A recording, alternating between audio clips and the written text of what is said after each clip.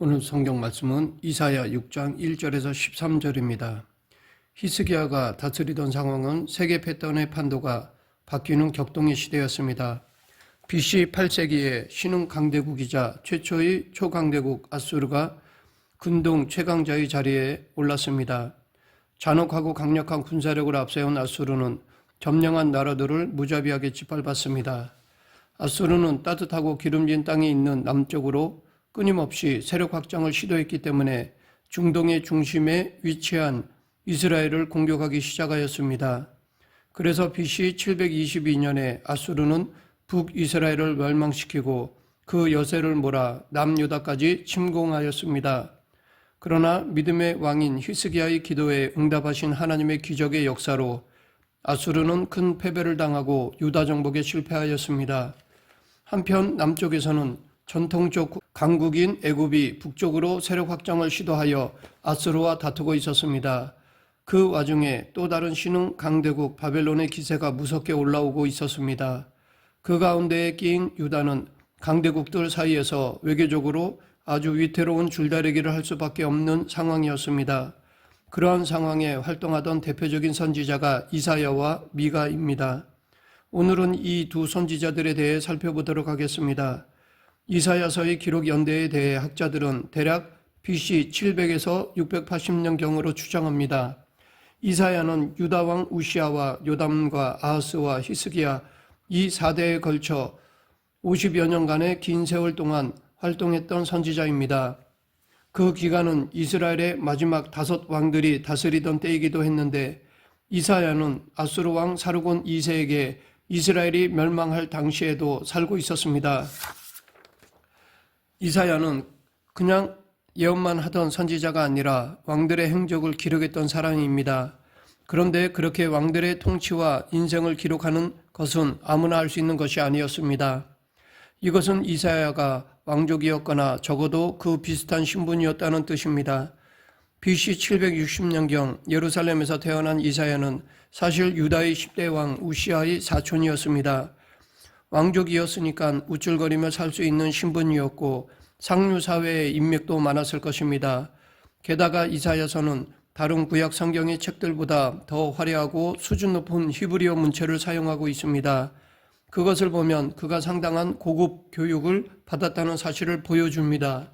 또한 이사야는 당시의 정치와 경제와 국제관계의 핵심을 꿰뚫고 있었으며 박해를 무릅쓰고 그에 대해 정확히 판단하는 동시에 대안을 제시하고 있습니다. 또한 그는 이스라엘의 종교 전통과 율법에 대해서도 해박한 지식을 갖고 있었던 사람이었습니다. 그러니까 당시 이스라엘의 정치, 경제, 종교, 문화, 교육, 외교 등 모든 분야에 정통했던 인물이라고 볼 수 있습니다. 그렇게 남부러울 것 없는 엘리트였던 이사야가 하나님의 선지자로 부르심을 받은 것은 그의 배경 세력이던 우시아 왕이 세상을 떠난 BC 740년경 성전 안에서였습니다. 이사야서 5장에 보면 아주 아름답고도 슬픈 노래가 나오는데 소위 포도원의 노래라고 불립니다. 거기서 이사야는 하나님을 가리켜 나의 사랑하는 자라고 표현하고 있습니다. 그 노래의 시작은 아름답습니다. 하나님에게 아름다운 포도원이 있는데 그것이 이스라엘이라는 것입니다. 하나님은 그 포도원을 가꾸어 주십니다. 그러나 그렇게 아름답게 출발한 노래의 결론은 아주 비참합니다. 하나님이 그렇게 포도원을 만들고 돌을 없애고 흙을 고르고 울타리를 세워서 짐승들이 침입하지 못하게 하고 또 거름을 주고 망대로 세우고 그 좋은 조건을 다 만들어 놓고 게다가 극상품 포도나무를 심으셨는데 좋은 열매가 맺기를 기대하며 그렇게 하셨습니다. 그런데 결론은 2절 땅을 파서 돌을 제하고 극상품 포도나무를 심었도다. 그 중에 망대를 세웠고 또 그 안에 술틀을 팠도다. 좋은 포도 맺기를 바랬더니 들포도를 맺었도다. 이사야는 죄에 대하여 죄지은 인간들에 대하여 분노하면서 하나님이 그토록 아름답게 심으셨는데도 그러니 자격이 없다는 것입니다. 그래서 화 있을진저라고 하며 죄에 대해 고발하고 있습니다. 그런데 이런 갈등으로 가슴이 막 터질 것 같은 바로 그 순간에 우시아 왕이 죽었다는 소식을 들었습니다. 그래서 더 이상 견딜 수 없어 성전으로 뛰어들어온 것입니다. 와서 밤새 몸부림친 것입니다. 이렇게 몸부림치며 밤을 새우고 있을 때 하나님이 그에게 나타나셨습니다. 이렇게 의에 대하여 고민하지 않고 갈등하지 않는 사람은 하나님을 만날 수 없습니다. 삶을 그저 쉽게 살겠다고 쉽게 가겠다고 하는 사람들은 절대 하나님을 만날 수 없습니다. 삶의 기준을 낮추어서 그저 먹고 살기에 급급하고 닥치는 대로 살고 조금만 힘들어도 도망가고 어떻게든 자기에게 조금만 손해가 오면 계산하고 피하고 진리를 묻어버리고 사는 사람은 하나님을 만날 수가 없습니다. 이사야는 의에 대하여 철저히 고통하고 몸부림을 치니까 하나님을 만난 것입니다.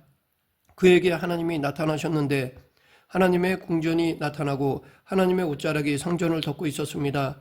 그때 그는 스랍들을 보았습니다. 2절 스랍들이 모시고 섰는데 각기 6날개가 있어 그 둘로는 자기의 얼굴을 가리었고 그 둘로는 자기의 발을 가리었고 그 둘로는 날며 이 스랍 천사들은 찬양하는 천사들입니다. 날개가 6개인데 둘로는 얼굴을 가리고 둘로는 발을 가리고 둘로는 보좌 주변을 날면서 찬양을 하는데 그 찬양의 내용이 3절입니다. 서로 불러 이르되 거룩하다 거룩하다 거룩하다 만군의 여호와여 그의 영광이 온 땅에 충만하도다 하더라. 그 소리가 점점 커지면서 그 거룩의 선포로 성전 문지방 터가 요동하기 시작합니다. 그 엄청난 위엄과 찬양과 임재와 진동 가운데 이사야가 떨기 시작하였습니다. 그 엄청난 빛 앞에 자신의 초라함을 발견하였기에 입술을 가릴 수밖에 없었습니다. 왜냐하면 조금 전까지 그는 입술로 죄를 범했기 때문입니다. 화 있다고 외치고 하나님은 살아 계시냐고 외치고 정말 죄가 이런 것이냐고 외치고 하나님은 뭐하고 계시냐고 외치고 입술로 정죄하고 또 정죄하고 외치던 그 순간들이 너무 두려워서 입술을 가리게 되었습니다. 이것이 신앙인의 역설입니다. 자신의 부정함을 깨달을 때 하나님을 볼 수 있습니다. 그리고 하나님의 은혜는 우리의 인간적 배경이 사라질 때 옵니다. 내게 절대적으로 필요한 것 같았던 그 어떤 것이나 꼭 함께 있어야만 한다고 생각하던 어떤 사람이 더 이상 함께 있지 못할 때 바로 그 순간 하나님이 내게 찾아오십니다. 이렇게 두려워하던 이사야에게 스랍 중에 하나가 부젓가락으로 제단에서 집은 핀 숯을 손에 가지고 날아왔습니다. 그리고 하나님의 거룩한 숯불로 이사야의 입술을 태우고 그의 언어를 정결하게 하였습니다. 그때 하나님이 내가 누구를 보내며 누가 우리를 위하여 갈 거라고 하시자 이사야는 내가 여기 있나이다 나를 보내소서라고 응답하였습니다. 그런 이사야에게 하나님은 그의 사역에서 그가 많은 어려움을 겪게 될 것을 경고해 주셨습니다. 그러나 그와 동시에 회개하는 자에게 임할 하나님의 용서와 약속에 대해서도 확신을 주셨습니다. 아수르에게 자신들의 나라가 공격을 받을 때 이사야는 유다의 왕들에게 자존심을 죽이고 최대한 중립을 지키며 아수르에 대항하지 말고 조공을 바치라고 권유했습니다. 북이스라엘과 시리아가 아수르를 대적하는 연합전선을 형성하고 남유다가 그것을 따르지 않는다 하여 공격해 왔을 때에도 이사야는 유다 왕 히스기야에게 결코 이 반란군에 합류하여 아수르를 자극하지 말라고 강조했습니다. 이사야는 탁월한 외교 감각을 발휘하여 유다 왕들에게 조언한 것입니다. 그러나 이미 영적 판단력을 잃어버린 대부분의 왕들은 이사야의 조언을 귀담아 듣지 않다가 멸망을 자초하고 말았습니다. 이사야의 조언이 단순한 외교적 안목이 아니라 하나님께서 주신 영감이었다는 것을 몰랐기 때문입니다. 그러나 이사야는 그와 동시에 하나님의 백성이 하나님을 제대로 믿으며 어떤 불가능한 상황도 뚫고 갈 수 있다는 것을 보여주었습니다. BC 701년에 아수르의 대군이 예루살렘을 포위하여 유다가 멸망 일보 직전까지 이르렀을 때 이사야는 하나님께서 반드시 예루살렘을 구원하신다고 히스기야에게 확신을 주었습니다. 그 말대로 아수르의 18만 대군은 하룻밤 사이에 전멸했고 간신히 목숨을 건져 자기 나라로 돌아간 아수르 왕 산헤립도 내부 쿠데타로 인하여 아들들에게 살해당하고 말았습니다. 여호와는 구원이시다 라는 의미를 가진 자신의 이름과 같이 이사야는 심판을 예언하면서도 동시에 하나님의 구원에 대한 소망을 확신 있게 전했습니다. 그 예언의 분량이나 내용이나 언어 등을 보면 모든 면에서 이사야서는 다른 그 어떤 예언서보다 스케일이 크고 능동적입니다. 뛰어난 문학적 표현을 통해 이사야서를 기록한 그는 천재적인 시인이기도 했습니다. 특히 앞으로 오실 메시아 예수 그리스도에 대한 예언은 직설적이고 자세하여 신약에 나오는 예수님의 삶과 비교해 볼 때 그 정확성에 감탄하지 않을 수 없습니다. 이사야서는 66장이나 되는 길고 방대한 책입니다. 그런데 놀랍게도 이 66장이 성경 66권의 전체 구조와 틀이 아주 비슷합니다. 소위 제1 이사야라고 불리는 1장부터 39장은 구약 39권처럼 구약시대 이스라엘의 흥망성쇠를 기록하였습니다. 주변 정세가 그토록 불안한데도 하나님의 백성이라고 하는 북이스라엘과 남유다 두 왕국에는 불의가 판치고 하나님에 대한 예배는 형식에 치우쳤으며 우상 숭배도 만연했습니다.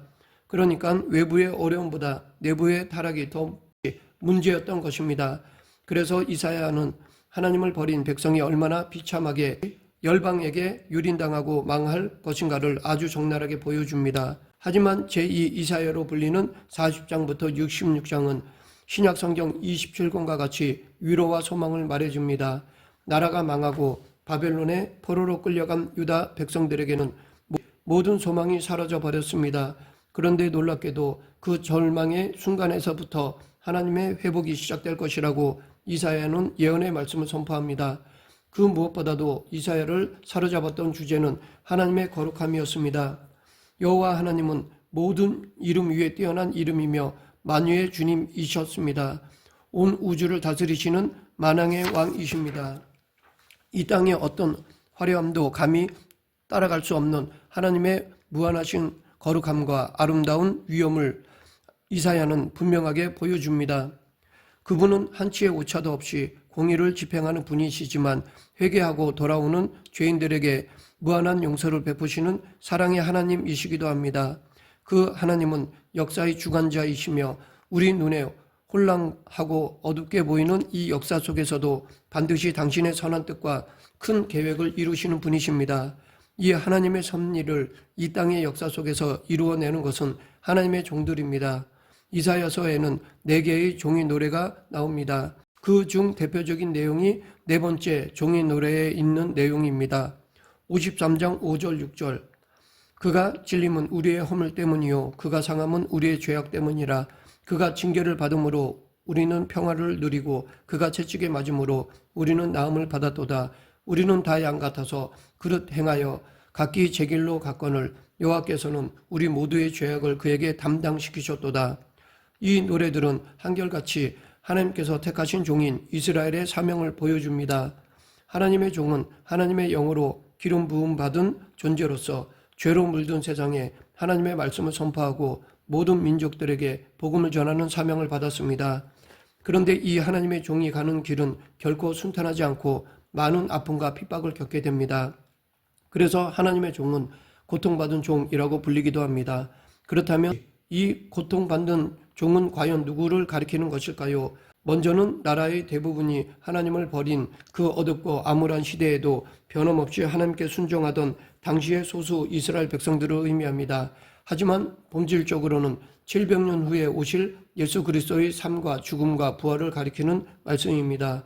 더 나아가 이 고통받는 종은 예수 그리스도가 그 머리가 되시며 그리스도께서 주신 사명을 온 힘을 다해 실천해 갈 교회를 가리키는 것이기도 합니다. 결국 이사야는 단지 자신의 시대만을 위한 예언자가 아니었습니다. 바벨론에게 멸망당할 예루살렘의 슬픈 운명을 예언하는 동시에 이사야는 세상의 모든 악을 멸하실 하나님의 궁극적인 심판도 예언하였습니다. 타락한 이스라엘 예배는 장차 세계 모든 교회 안에 일어나게 될 신앙과 예배의 타락의 징조였습니다. 그렇다면 그들에 대한 심판도 똑같은 형태가 된다는 것입니다. 그런데 그 모든 심판이 끝나고 나면 영원하신 왕, 만왕의 왕이 다스리시는 안전한 평화와 정의의 시대가 열리게 됩니다. 그것이 바로 요한계시록에서 말씀하시는 새 하늘과 새 땅이 임하는 것입니다.